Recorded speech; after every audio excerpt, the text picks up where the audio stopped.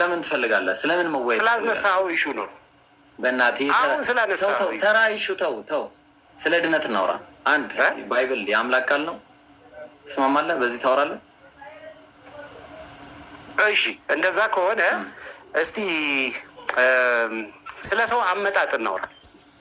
አንተ በቁርአን ሰው እንዴት ነው የመጣው? አፈጣጠሩ ምን አይነት ነው ብለህ አስረዳ። እኔ ደግሞ አስረዳ። ሰው ስለ አምላክ እናውራ ፓስተር። አይ እናውራ እንጂ ስለ አምላክ ይቀርማል። ፍጥረት አይደለህ አንተ። ሰው አምላክ ነው የሚቀርመው። አምላክ ይቀርማል አይደለም? አምላክ ይቀርማል ይሆናል።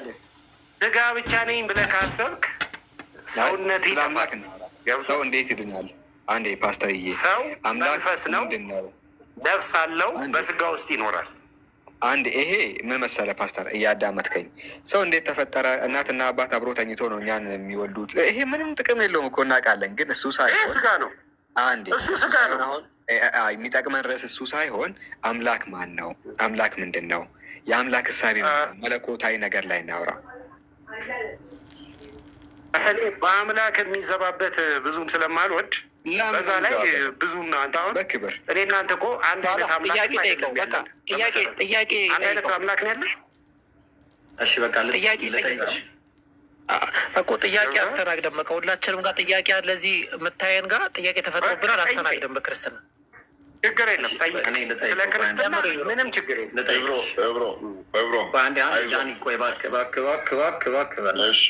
አይዞህ ልልህ ነው። አይዞህ አንተንም ሌሎችንም አይዟችሁ ልልህ ነው። አይዟችሁ እና ይሄ ፓስተር ነው።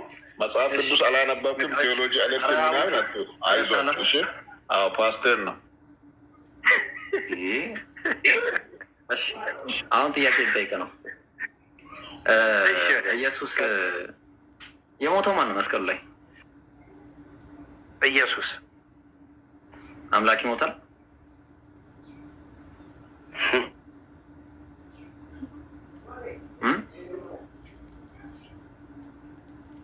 አንዴ ቪዲዮን ዝጋ። ቪዲዮን ዝጋ። አንዴ እሺ። አምላክ ይሞታል? ቪዲዮን ዝጋ። አምላክ ሰው ሆኖ ነው የሞተው። እሺ፣ የሞተው አምላክ ነው ወይስ ፍጡር ነው? አንዴ እኔ ሰው ነው የሞተው። ኦኬ፣ ስለዚህ አምላክ አልሞተም ማለት ነው። አምላክ አይሞትም። እሺ፣ የሞተው አምላክ ሳይሆን ሰው ነው ማለት ነው። እሺ፣ ተስማምተናል። ሰው ሆኖ ሰው የሆነው አምላክ ነው የሞተው። ስለዚህ የሞተው ሰው የሆነ አምላክ ከሆነ ስለዚህ አምላክም ሰው ሞታል ማለት ነው አይደለም? እሺ፣ ሰው ነው የሞተው፣ ሰው ብቻ ነው የሆነው። ሰው የሆነው አምላክ ነው የሞተው። ሰው የሆነው እንደገና ወደ መበስበስ እንዳይመለስ ከሙታን ያስነሳው ማን ነው? የተነሳውስ ማን ነው? እሺ እንግዲህ እሱን በሁለት ጥቅስ እናየዋለን። አንደኛው ጥቅስ ጥያቄ ነው የጠየቀው። ያስነሳው ማን ነው? በጥቅስ ገባኝ። አይ ማን ነው? እኔ ከሙታን ያስነሳው ማን ነው? ራሴን አስነሳለሁ ብሏል። ከሙታን አስነሳው የተባለው ማን ነው? ከሙታን አስነሳው የተባለው ማን ነው? በራሱ አንደበት ራሴን አስነሳለሁ ብሏል። ወይኔ ከሙታን አስነሳው የተባለው ሐዋርያት ሥራ ምዕራፍ 13 ቁጥር 34 ላይ ብሏል። ሐዋርያት ሥራ ምዕራፍ 13 ቁጥር 34 ላይ ከሙታን አስነሳው የተባለው ማን ነው? ሙሉ ነገር ብነግርህ አይሻልም? ጎዶሎ ነገር ጥያቄ የጠየቁ ስፔሲፊክ ነው። ስፔሲፊክ መልስልህ እኮ ጎዶሎ ነገር ለምን እነግርሃለሁ? ሐዋርያት ሥራ ምዕራፍ 30 ስፔሲፊክ ካደረግኩት ደግሞ ግማሽ ነው የሚሆነው። ምዕራፍ 5 ቁጥር 30 ላይ የአባቶቻችን አምላክ አስነሳው ይላል። ያስነሳው የአባቶቻቸው አምላክ የተባለው ኢየሱስን ከሙታን ያስነሳው ማን ነው? አባቱ ማን ነው? ስሙ አብ ይባላል። በጣም ጥሩ። አብ ኢየሱስን ያስነሳው አብ ነው። ጥሩ። አብ ያስነሳው ኢየሱስን ከሆነ መለኮት ስንት መለኮት ነው የሞተው? አንድ መለኮት። አብ ሞቷል? አብ ሞቷል? አብ አልሞተም። አብ በልጁ በኩል አንድ ነው አልኩ እኮ መለኮቱ። ስንት መለኮት? አንድ። እሺ፣ ስለዚህ አንድ ሞተ፣ አንድ ያልሞተ አለ። አንድ የሞተ መለኮት፣ አንድ ያልሞተ መለኮት አለ አልኩ። አንድ የሞተ መለኮት አለ፣ አንድ ያልሞተ አለ። አንድ መለኮት፣ አንድ። ስለዚህ አንዱ መለኮት አልሞተም። ይኸውልህ እንዴት ይገባሃል? አሁን ይሄ እንዴት ይገባሃል? አንተ ራሱ አልገባህም። በጣም ይገርመኛል። አንተ ራሱ አልገባህም። እንዴት ይገባሃል? አንድ አማርኛ ነግሬ አንተ ሌላ ቦታ ነው እኮ የምትሄደው። አብ አልሞተም አልከኝ። መለኮት ነው አብ። የሞተው ወልድ ከሆነ ወልድ መለኮት አይደለም ማለት ነው። እሺ በጥሩ በቃ ቆይ አንደኛ ጢሞቴዎስ ምዕራፍ 6 ቁጥር 16 ላይ እሱ ብቻ የማይሞት ነው የተባለው ማለት ነው። አብ የሞተውስ ማን ነው? ወልድ። አይሞትም የተባለው መለኮት ነው ወይስ አብ ብቻ ነው? መለኮት በቃ መለኮትን የሚወክለው እና በዋነኝነት ስለ መለኮት ሲነገር ከፍ ብሎ የሚታየው አብ ነው። ስለዚህ መለኮት አይሞትም። ልጁና መንፈስ ቅዱስ በውስጥ ነው የሚታዩ። በቃ በአጭሩ መለኮት አይሞትም ማለት ነው። በቃ አልኩህ እኮ መለኮት እኮ መሞት እንዲያስፈልገው ሰው መሆን ነበረበት። ገብቷል? በቃ የሞተው ሰው የሆነው ክርስቶስ ለዛ ነው። በቃ ስለዚህ ሰው ነው የሞተው ማለት ነው። ሰው ነው መለኮት የሆነው። ያ ሰው እየተመልከዋለ አንዴ ያ ሰው እየተፈጠረ ነው። ሰውየው በደንብ ነው አድርጌ ማለት የተፈጠረ ነው። ሰውየው የተፈጠረ ነው። የተፈጠረ አይደለም፣ የተወለደ ነው። የተፈጠረ ሳይሆን የተወለደ። አንተ ተወልደ ነው ተፈጥረ ነው? እኔ ተወልጄ ነው። ስለዚህ አንተ አምላክ ነህ ማለት ነው። ጥሩ እሺ። ስንት አምላክ አለ? ወደ 7 ምናምን ቢሊዮን አምላክ አለ። እሺ ተስማማን። ስለዚህ በአንተ እንደዛ ነው። እሺ ስለዚህ መወለድ አለመፈጠርን ያሳያል አይደለም?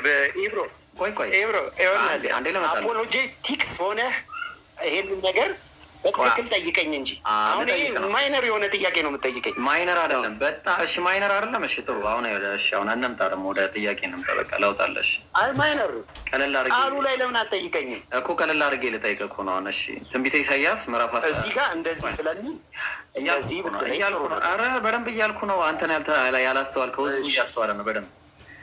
ምን አለ መሰለህ? ኧረ ችግር የለም። ትንቢተ ኢሳያስ ልክፈትልህና ምን እናደርጋለን መሰለህ?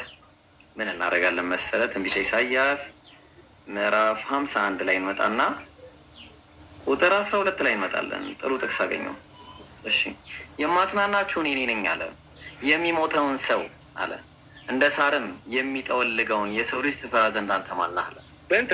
ትንቢተ ኢሳያስ ምዕራፍ 51 ቁጥር 12።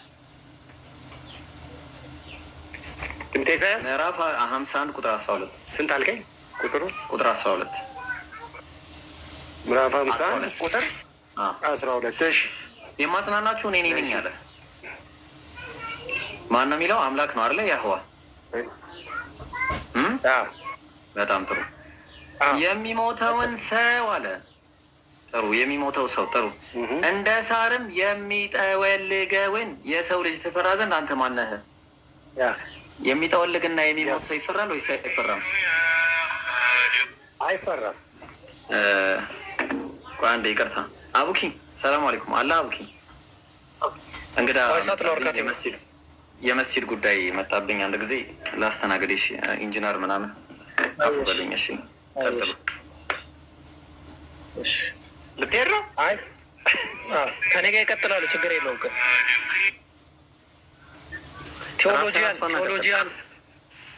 ቴዎሎጂያን ያህዋ አቡኪ ቴዎሎጂ ማለት ግን ምን ማለት ነው? ቆይ ከዛ እንጀምር እስኪ።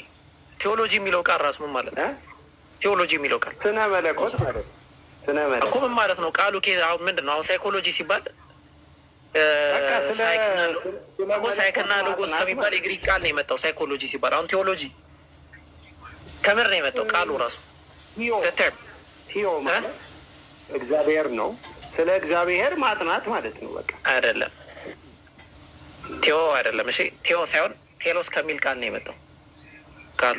ስለ እግዚአብሔር ማጥናት ያለው እኮ ግሪክ ቃሉ ቴሎስ ነው። ቴሎስ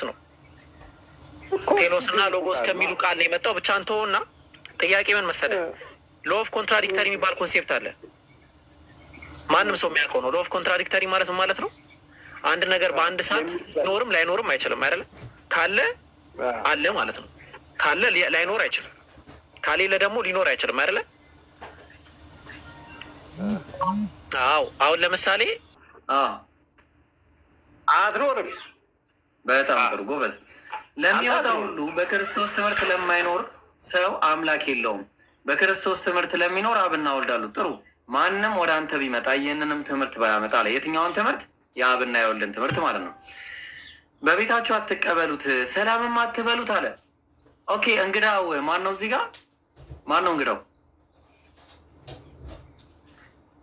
ኢብራሂም ነው እንግዳው። ያዋ ኢብሮ ኔትወርክ ነው። እሺ ድገምልኝ ያልከውን ነገር። ወይኔ እኮ በቃ ቤታችሁ አትቀበሉት ድገምልኝ። በክርስቶስ ትምህርት እኔ አልኖርም ብለህ ነው። በክርስቶስ የማይኖረውን ሰው ቤታችሁ አትቀበሉት አለ። በክርስቶስ ትምህርት የማይኖረውን ሰው ቤታችሁ አትቀበሉት። አይሰማል? ነው አውቆ ነው። ይሰማል፣ ይሰማል። ያህዋ ሙራት ያዝ። በክርስቶስ ጉዳይዲያን አስገቡት። እሺ፣ በክርስቶስ ትምህርት ለማይኖር ሰው ለምሳሌ ኢብራሂም ነው አይደለ? አንደኛው ኢብራሂም ነው። ኖ ጥሩ። ቤታችሁ አትቀበሉት ይላል። አውቆ ነው ትለኛል። ቤታችሁ እኔ ትልቅ ሰው እኮ ነኝ፣ አንተ ህፃን ልጅ አይደለሁም።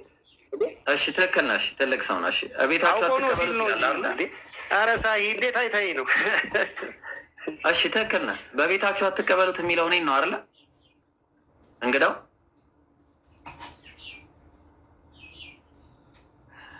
አይ አዎ ያዝልኝ የማይኖር አሁን በቃ ተይዛል። አሁን በቃ ምንድን ነው የምናደርገው? እንግዳ የማይወድ ነው። በቃ አንደኛ እንግዳ አይቀበልም። የመጀመሪያ ነገር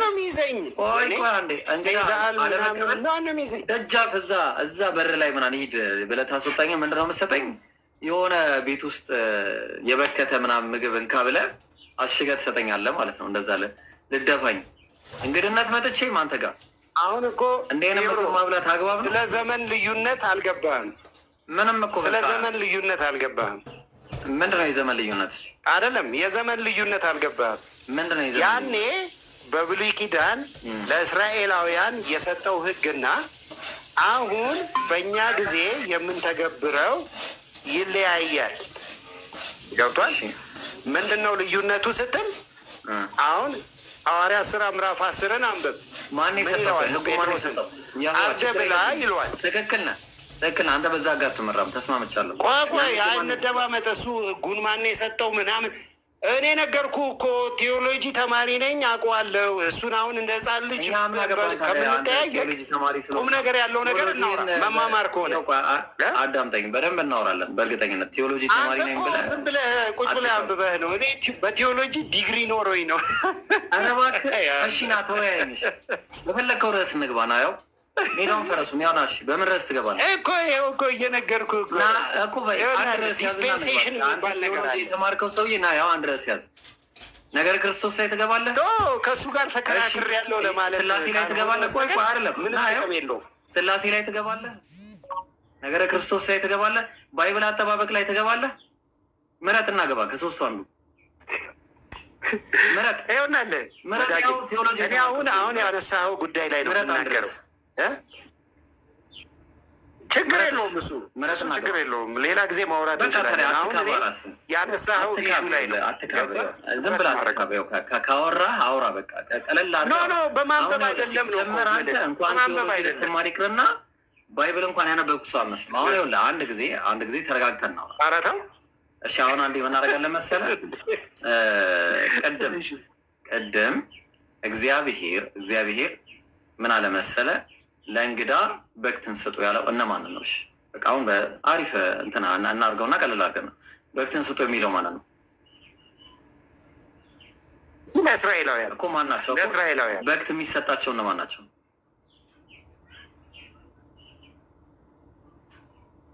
እንግዶች። እንግዳ ማለት ብሎ ኑት ማለት ነው። ጀግና፣ በቃ ጀግና። እናመሰግናለን። ጨርሻለሁ። እኔ አሕዛብ ለሆኑ ሰዎች ምን ይሰጣል? በግት ይሰጣል። እኔ ጨርሻለሁ። በቃኝ። ግልጽ እኮ ነው የተቀመጠ ነገር። ምን አመሰግናለሁ። እኔም አንተም በግት በላተኞች ነበርን። በግት የተባለው የሞተ ነው ወይስ አይደለም? በግት የተባለው የሞተ ነገር ነው ወይስ አይደለም? አዎ ይሄ አውሬ የሰበረው አሁን በአሁኑ ዘመን ደግሞ መኪና የገጨው በክት ይባላል። በደንብ ዜሌዋውያን ምዕራፍ 7 አይደለም በክት ማለት እሱ አይደል? አንተ በክት ሲባል የበሰበሰ ምናምን ነው አእምሮ ላይ የሚመጣው እንደዛ አይደለም። እሺ ቆይ የሆነ ትል ያለው ምናምን ዘሌዋውያን ምዕራፍ 17 ቁጥር 15 ላይ ወይ እግዚአብሔር። እሺ ልቀጥል። አሁን በደንብ አዳምጡ።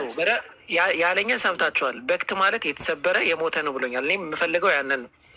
ዘሌዋውያን ምዕራፍ 17 ቁጥር 15 ላይ የሞተን ወይም ምንድን ነው ምታ አርቆ ያዳምጠኝ። የሞተን ወይም አውሬ የሰበረውን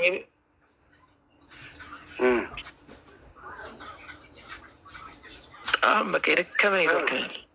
እሺ የሞተ ወይም አውሬ የሰበረው የሚበላ ሰው ሁሉ ይላል እስከ ማታ ድረስ እርኩስ ይሆናል ይላል። ከዚያም በኋላ ንጹሕ ይሆናል ይላል አይደለ? ስለዚህ አሁን እግዚአብሔር ሰዎቹ እንዲረክሱ ነው የሚያበላቸው የነበረው በክት የረከሱ ስለሆኑ ነው እንጂ መጀመሪያም አብለው እያለ እኮ ነው። እሱማ ከቃል ኪዳኑ ውጭ ስለሆኑ ምንም የሚነጹበትም ስርዓት የላቸውም። ገብቷል? እነዚህ እኮ ስርዓት አላቸው፣ የመንጻት ስርዓት አላቸው።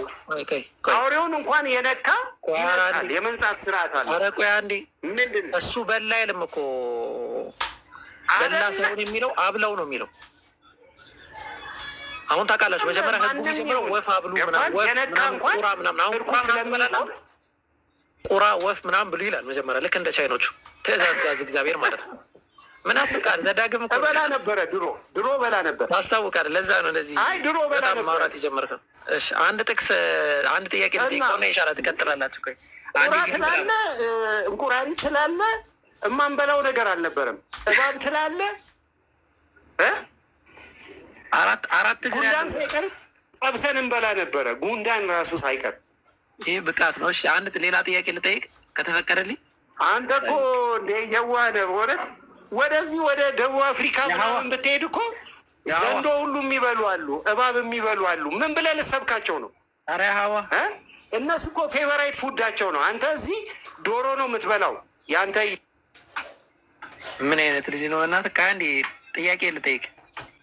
ሚውቴን አንሳና አሁን ቅድም አሁን ሳላ ያሳያችሁ ጥቅስ ላይ ተመልክታችኋል ያንን ህግ። አሁን ደግሞ ዘጸአት ምዕራፍ 3 ቁጥር ስንት ነበር? አዎ ቁጥር 21 ጀምሮ እንመልከተው፣ ኦር 22 እንመልከተው አለ ያህዋ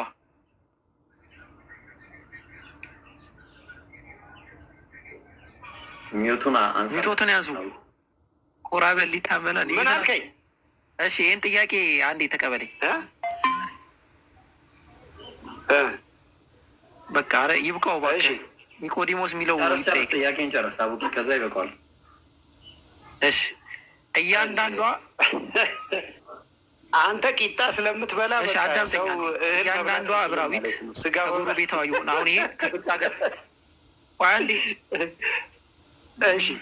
እሺ ቀጥል። እሺ ምንድን ነው? ሂድ በጠዋት አትጠጡ እባካችሁ። ጠላ ቤት ምናምን በጠዋት አትቆዩ። ይብራ ይበቃዋል። በኋላ ይብቃው በቃ። ኒቆዲሞስን ልጠይቀው አንዴ። ጠይቀውሽ። ኒቆዲሞስ አለ?